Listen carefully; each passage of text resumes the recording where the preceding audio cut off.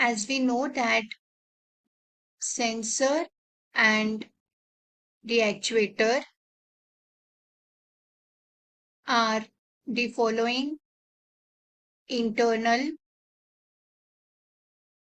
components of a given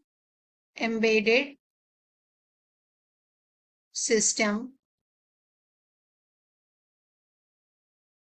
In order to define what do you mean by a sensor, so we can say that it is a device that particularly measures the given physical